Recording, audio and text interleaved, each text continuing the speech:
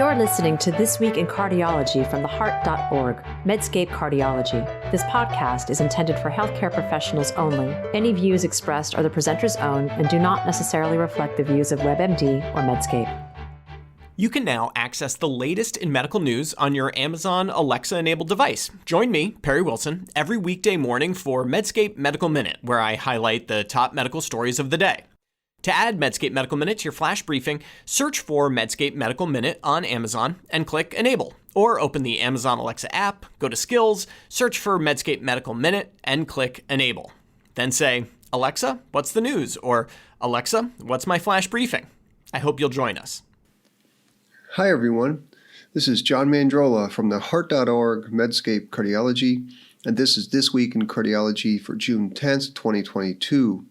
This week, more controversy surrounding the Ischemia trial, health insurance, cardiovascular outcomes, testosterone, and how flawed observational studies can affect trust in science. The first topic this week is that there's even more controversy surrounding the Reynolds et al. Substudy of ischemia, which was published in Circulation in 2021. Journalist Patrice Wendling had the story, and it came out Friday of last week, just after I finished recording This Week in Cardiology. I cover it this week because ischemia was a $100 million NIH-funded trial that corroborated Courage and Berry 2D trials, that is, the notion that patients with stable CAD, even severe multivessel disease with ischemia, could be treated with medical therapy first and only proceed to angiography and revascularization if symptoms persisted. Remember, New England Journal published the main ischemia trial in April of 2020, and the title said it all: Initial Invasive or Conservative Strategy for Stable Coronary Artery Disease. More than 5,000 patients were randomized, and there were no significant differences in the composite primary outcome of CV death, MI, unstable angina, heart failure, and cardiac arrest. The delayed strategy resulted in similar outcomes with far fewer coronary angiography, stents, and bypass surgeries. You could take a patient with a positive stress test and treat them medically, was the message. Now, when there is a $100 million trial with more than 5,000 patients, you can expect sub-studies, sub-analyses looking into subgroups and outcomes in certain groups. Courage, for instance, has more than a dozen sub-studies. And these sub-studies can be interesting. They can help you form questions for future trials. But you have to be cautious making strong conclusions because the main trial is statistically powered to reasonably avoid confusing signal from noise. And when you start looking at fractions of that main study group, the risk of noise goes up. The other problem with sub-studies is that they often ask different questions than did the initial randomization. And when you do that, it really becomes an observational study.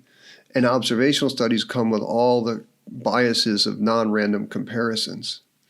Now, one terrible conclusion that likely came from looking at a subset of patients in the ischemia trial was the recent guideline recommendation to downgrade coronary artery bypass surgery, CABG, in patients with three-vessel disease from a Class 1 recommendation to a 2B, which is maybe considered. Now, this recommendation likely came from the fact that revascularization in the ischemia arm could be by PCI or CABG. The vast majority of patients in ischemia, however, had PCI. Only a small fraction of patients had CABG. So the cardiovascular surgeons are rightly upset by this downgrade. And it's wrong to extrapolate the findings of a 5,000 patient trial to a subset of only a few hundred or so patients. Now to the Circulation substudy. It was published in September 2021. First author, Reynolds. Here they looked at the relationship between anatomic severity of CAD and degree of ischemia on outcomes overall and by management strategy. Now, the ischemia substudy could look at anatomic severity because about half the group of patients could be classified using the modified Duke criteria, which is a way to rank the sort of badness of coronary artery disease. The inclusion criteria of ischemia was inducible ischemia on stress testing, so this could be known in nearly all the patients. Now, before I tell you the results, remember that the substudy is actually an observational study within a trial. What Reynolds et al. Found was three things. First, relative to mild or no ischemia, neither moderate ischemia nor severe ischemia was associated with an increased mortality. Second, anatomic severity of coronary artery disease did correlate with higher death rates. And third, an invasive strategy did not lower all-cause mortality in any ischemia or CAD subgroup. Now you can see how these conclusions would also support a downgrade of CABG, right? The thinking goes, no matter the degree of ischemia or coronary artery disease severity, early invasive revascularization did not make a difference. But again, this is a problematic conclusion. First, there are oodles of studies correlating the degree of ischemia with a higher risk of death. Randomized controlled trials, remember, are good for comparing outcomes of two treatments, but predicting outcomes based on a variable such as the degree of ischemia would be better suited for larger observational cohorts. But the other problem was that the initial manuscript had data inconsistencies from the main paper compared with the supplement tables. Two surgeons pointed this out in a letter to the editor that was not published, and a formatting glitch in the data set explained this issue. Okay, no problem. But the two surgeons looked further and found even more inconsistencies. Now they found inconsistencies between the main trial published in New England and this sub-study. This was detailed in a second letter, which Circulation also refused to publish. Now, I won't go through all of the specific errors or issues that the surgeons pointed out, but they wrote that the multiple discrepancies in both numbers and percentages could not be explained even after adjustment for the different denominators or missing values. They said that a formatting error was implausible. Okay, but there's even more than that. Patrice Wendling did an incredible job covering this story. Get this and sit down for this. The lone cardiac surgeon on the ischemia trial steering committee, Bruce Ferguson, has resigned from the committee, and he's citing a series of factors, including an inability to reconcile data in the sub-study and two additional ischemia papers currently under review. Ferguson is now with the medical device manufacturer called Perfusio Corporation. He said he resigned from the ischemia steering committee on May 8th after being unable to accurately reconcile the ischemia surgical subset data with the Reynolds substudy and two other ischemia papers on the CABG subset. At least one of the papers, he said, was being hurriedly pushed through the review process to counter concerns raised by surgeons regarding the interpretation of ischemia. Quote, "This is the first time in my lengthy career in medicine where a level of political agendaism was actively driving the truck," he said. Quote, "It was appalling to me, and I would have said that if I was an interventional cardiologist looking at the results." Another quote, "Something political between 2020 and 2022 has crept into the ischemia trial mindset gestalt, and I don't like it. This can have enormous consequences," he added. Now, the ischemia authors are working on a second correction. Circulation did not publish the second letter, but it is available online, and I'll link to it in the show notes. My comments are brief. The Ferguson comments here are striking, darn striking, even for someone leaving academia. Second, CABG recommendations should not change based on a tiny subset of the ischemia trial. The discrepancies in the failure of Circulation to publish these letters worries me. And all of this may be innocent, and I have no idea about the inside story related to Dr. Ferguson, but clearly science has a trust problem, and stuff like this does not help. I hope there is a reasonable explanation. Please let there be a reasonable explanation. And I've said this before, but I'll say it again. Practice influencing trials should have to release their raw data for independent review. And I strongly believe that it's the main trial results that should be the evidence that influences practice. These sub-studies should be interpreted with great caution. Okay, second topic. Health insurance and health outcomes. JAMA Cardiology has published a super interesting paper from the Beth Israel Group in Boston. The first author is Andrew Osaran and senior author Wishi Wadera on how insurance coverage affected healthcare access and cardiovascular risk management for working age adults with low income.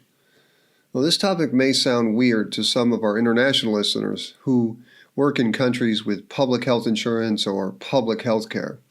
But here in the U.S., healthcare insurance most often stems from employment by a big company. If you are self-employed or work for a small company, you have to buy insurance privately, and it's super expensive. Americans who are sufficiently poor, however, may qualify for government-funded insurance called Medicaid. It isn't great, but it does grant those with low or no income access to basic health care. And we have a debate here in the U.S. about how much Medicaid should be offered. And when Congress passed the Affordable Care Act years ago, some states expanded Medicaid and some states did not. And this set up sort of a quasi-randomized comparison, which the authors from Beth Israel took advantage of. So this study correlated outcomes based on the exposure of Medicaid expansion or not. The main outcomes were healthcare access and the treatment of cardiovascular risk factors. Now buckle up for this one. There were 28 million working age adults. About a third were in non-expansion states and 2/3 were in expansion states. And if you were a low-income adult in a non-expansion state, you had lower rates of insurance, you were less likely to have a regular doctor, you were less likely to have a recent exam, and you were more likely to defer care because of cost. And all that sounds terrible, doesn't it? Having basic health care has got to be important. But, the only outcome of this study was the treatment of cardiovascular risk factors, arguably an important thing.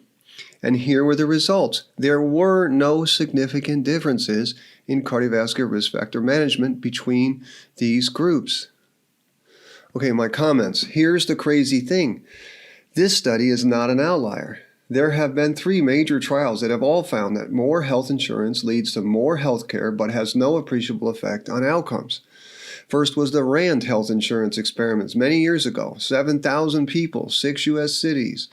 People were randomized to either free or not free health care, and the group given free care consumed more services but did not have better outcomes in most metrics. A few years later came the Oregon health insurance experiment. Same story. Oregon assigned a limited number of available Medicaid slots by lottery.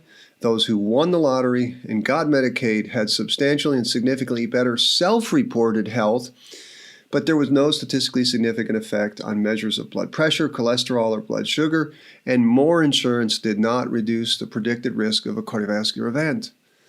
The third study was more recent. It was from India. It was called the Karnataka Hospital Insurance Experiment. This was inpatient coverage only. The sample included more than 10,000 households in 435 villages in India, and the sample households lacked other hospital insurance and they were randomized to one of 4 treatments: free insurance, the opportunity to buy insurance, the opportunity to buy, plus an unconditional cash transfer equal to the premium, and no intervention. The opportunity to purchase insurance led to 60% uptake and access to free insurance to 80% uptake. But across a range of health measures, there was no significant impact on health. So clearly, the evidence shows that having health insurance leads to more access to care, but on average, this does not lead to better outcomes. How could this be? My theory is that those who are uninsured and who are very sick get things cared for. I don't know about other countries, but here, if you show up with a heart attack, stroke, major trauma, you get care regardless of insurance. What is missed when someone is under or non-insured is preventive care. Now, perhaps these sorts of studies aren't detailed enough to show differences in outcome, perhaps. But I really wonder how much basic health outcomes depend on what we offer for non-emergent care, say in the clinics.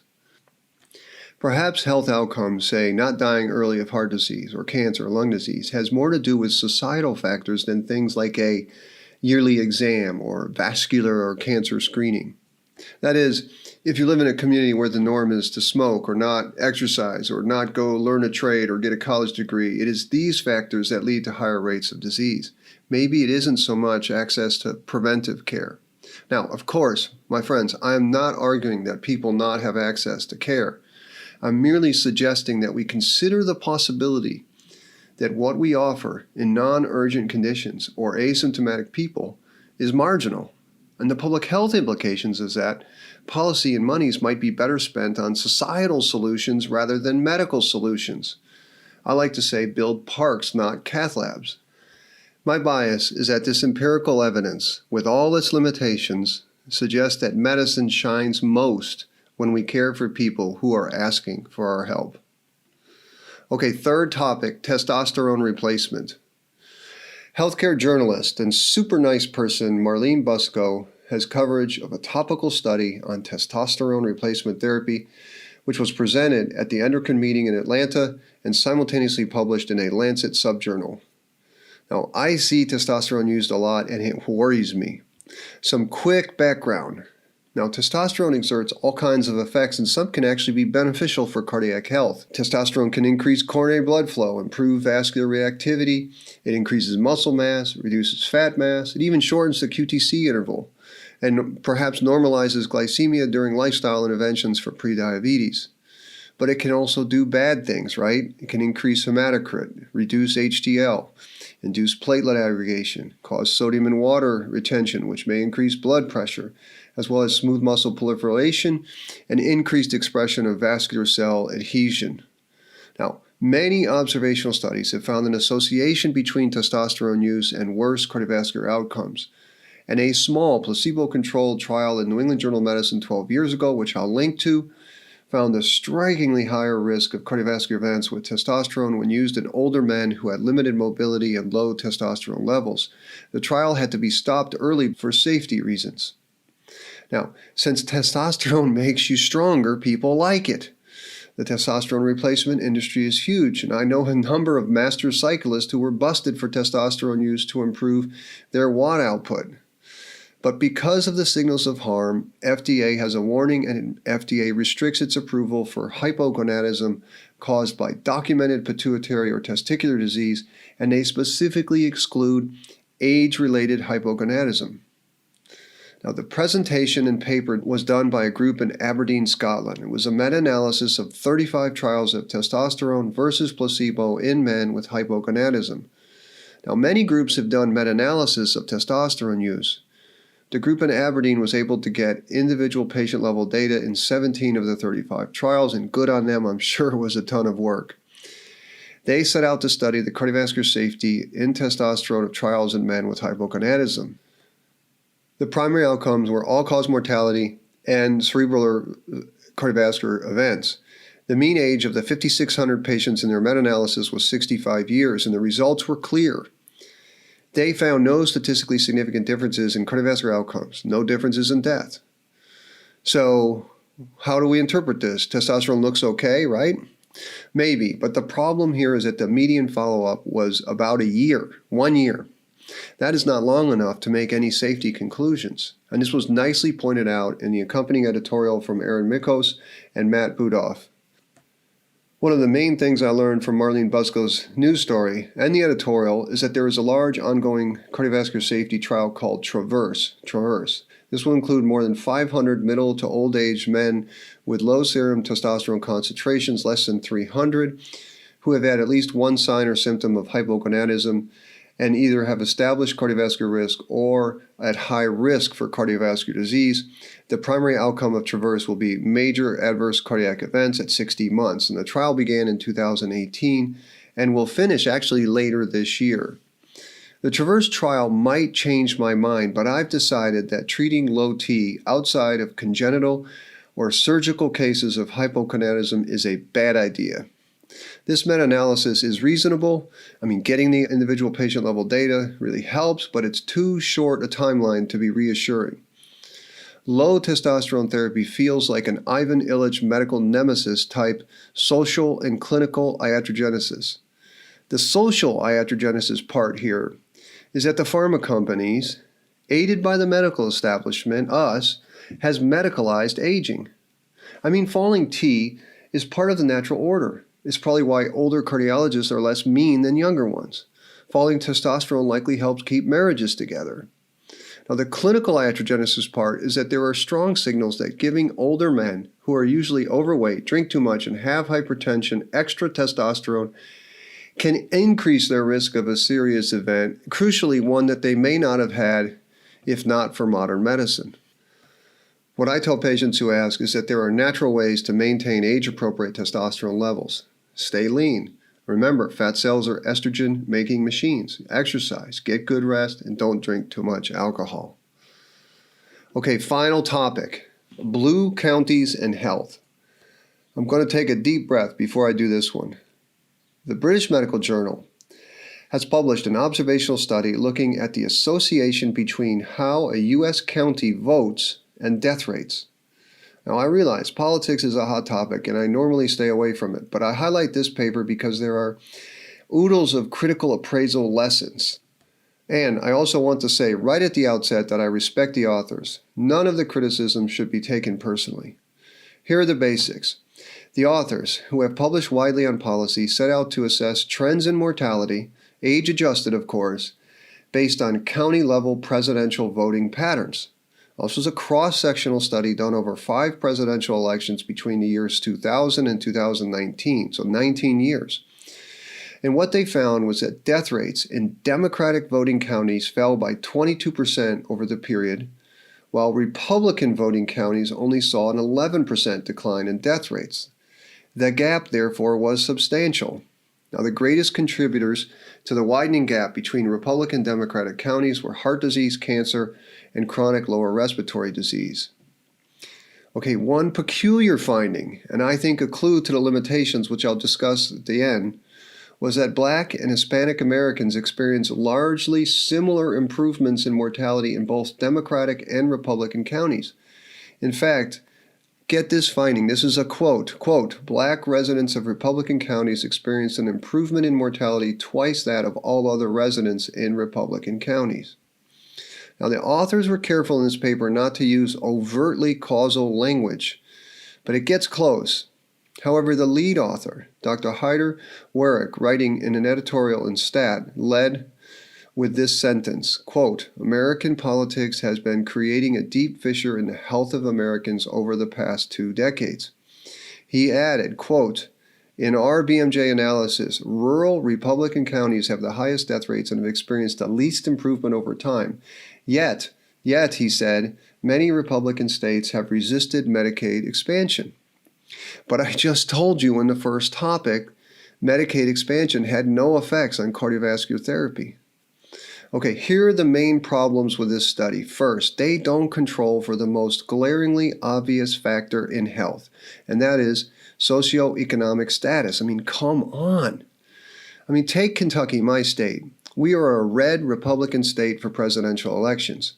But there are 2 small islands of Democratic voting blocks, Louisville and Lexington, e.g. the cities.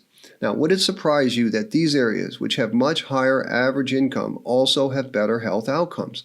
Wealth is the most obvious important factor for health. Now, there are numerous things on the causal path to death rates in a county, and how it votes is but one of these things. Now, another question. If you're going to posit that Republican policies are deadlier relative to Democratic policies, why are Black Americans not harmed and perhaps better off in Republican counties? I see this as like a sensitivity analysis that proves confounding in their paper.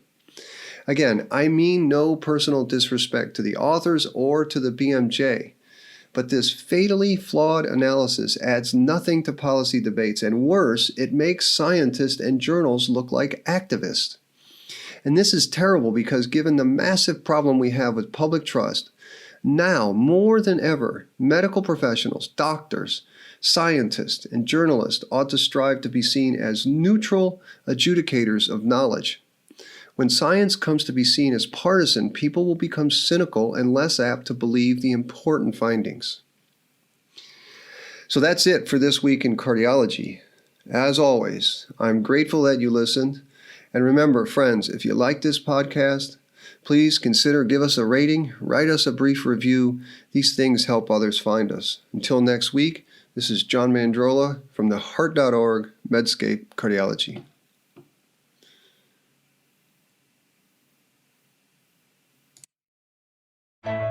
You're listening to This Week in Cardiology from the Heart.org, Medscape Cardiology. This podcast is intended for healthcare professionals only. Any views expressed are the presenter's own and do not necessarily reflect the views of WebMD or Medscape.